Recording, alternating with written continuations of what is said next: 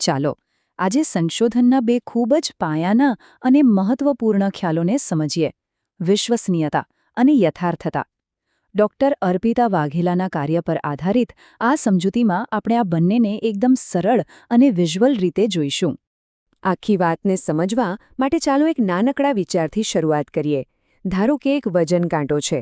એના પર આજે ઊભા રહીએ તો 60 કિલો બતાવે, કાલે 55 અને પરમ દિવસે 65. તો શું એના પર ભરોસો કરી શકાય? બિલકુલ નહીં, ખરું ને? બસ આ જ પ્રશ્ન સંશોધનમાં પણ ખૂબ મહત્વનો છે. તો જે રીતે વજન કાંટા પર વિશ્વાસ હોવો જરૂરી છે, એ જ રીતે સારા સંશોધન કે શિક્ષણમાં વપરાતા સાધનો, જેમ કે કોઈ ટેસ્ટ કે સર્વે, એના પર પણ ભરોસો હોવો જ જોઈએ. અને આ ભરોસો બે પાયાના સિદ્ધાંતો પર ટકેલો છે, જેનું નામ છે વિશ્વસનીયતા અને યથાર્થતા. તો ચાલો આમાં ઊંડા ઉતરીએ અને શરૂઆત કરીએ આપણા પહેલા મુખ્ય ખ્યાલ, એટલે કે વિશ્વસનીયતાથી. તો વિશ્વસનીયતાનો સીધો અને સરળ અર્થ છે સુસંગતતા. એટલે કે જ્યારે પણ માપન કરવામાં આવે ત્યારે પરિણામ લગભગ એક સરખું જ આવવું જોઈએ. જેમ કે જો કોઈ વિદ્યાર્થીની આજે કસોટી લેવામાં આવે અને અઠવાડિયા પછી ફરીથી લેવામાં આવે અને બંને વખત એના માર્ક્સ લગભગ સરખા આવે, તો આપણે કહી શકીએ છીએ કે આ કસોટી વિશ્વસનીય છે, એમાં કન્સિસ્ટન્સી છે. હવે આ ચિત્ર જુઓ, કેટલું સરસ રીતે સમજાવે છે. અહીં તીર દર વખતે એક જ જગ્યાએ વાગી રહ્યા છે. મતલબ કે નિશાનમાં સુસંગતતા તો છે જ, પણ એ નિશાન કેન્દ્રમાં નથી, બુલ્ઝઆય પર નથી. આનો અર્થ એ થયો કે અહીં વિશ્વસનીયતા ઊંચી છે, પણ પરિણામ સાચું એટલે કે સચોટ નથી. તો વિશ્વસનીયતા એટલે સુસંગતતા. પણ શું એટલું પૂરતું છે? ના. અને એટલે જ હવે આપણે બીજા એટલા જ મહત્વના ખ્યાલ પર આવીએ છીએ: યથાર્થતા. યથાર્થતાનો મુખ્ય શબ્દ છે સચોટતા. એ નથી પૂછતું કે પરિણામ સ્થિર છે કે નહીં, એ પૂછે છે કે પરિણામ સાચું છે કે નહીં. એટલે કે જે વસ્તુ માપવા માટે સાધન બનાવ્યું છે, શું એ ખરેખર એ જ માપી રહ્યું છે? દાખલા તરીકે, આપણે ગણિતની પરીક્ષા લઈએ, પણ એમાં પ્રશ્નો એટલા અઘરી ભાષામાં હોય કે વિદ્યાર્થીઓ ભાષાને કારણે જવાબ ન આપી શકે, તો એ પરીક્ષા ગણિતનું નહીં, પણ ભાષાનું જ્ઞાન માપી રહી છે. એનો અર્થ કે તે યથાર્થ નથી. અને આ ચિત્રમાં જુઓ, આ છે પરફેક્ટ કોમ્બિનેશન. અહીં બધા તીર કેન્દ્રમાં, એટલે કે બુલ્ઝઆય પર લાગી રહ્યા છે, અને એ પણ એક સાથે.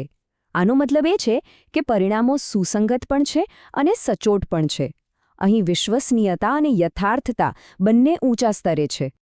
ઓકે, તો હવે આપણી પાસે બંને ખ્યાલો છે. ચલો આ બંનેને એકદમ બાજુમાં મૂકીને એમના વચ્ચેનો જે નાનો પણ મહત્વનો તફાવત છે એને બરાબર પાક્કો કરી લઈએ.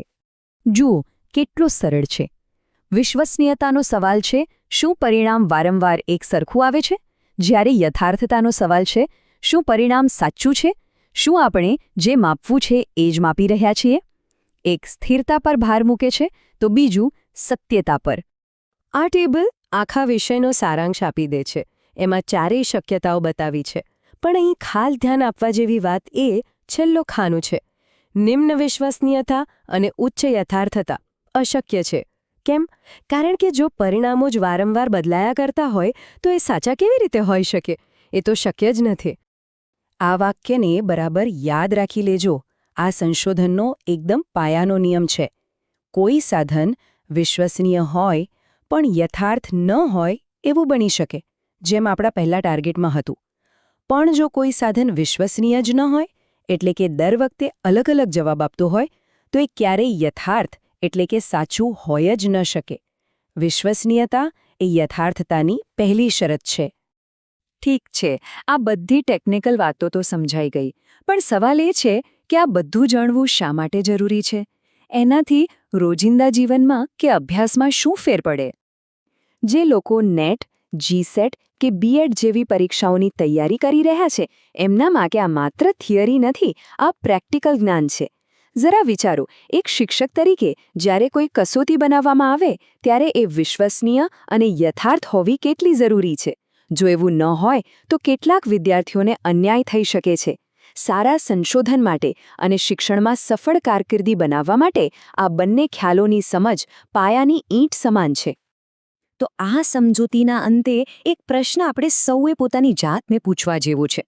આપણે જે પણ જ્ઞાન મેળવીએ છીએ, પછી ભલે તે પુસ્તકોમાંથી હોય, ઇન્ટરનેટ પરથી હોય કે અન્ય કોઈ પાસેથી, શું ક્યારે અટકીને વિચારીએ છીએ કે તે માહિતી કેટલી વિશ્વસનીય છે અને કેટલી યથાર્થ છે? આ સવાલ પર વિચાર કરવાથી માત્ર સારા વિદ્યાર્થી જ નહીં, પણ વધુ સારા અને જાગૃત નાગરિક પણ બની શકાય છે.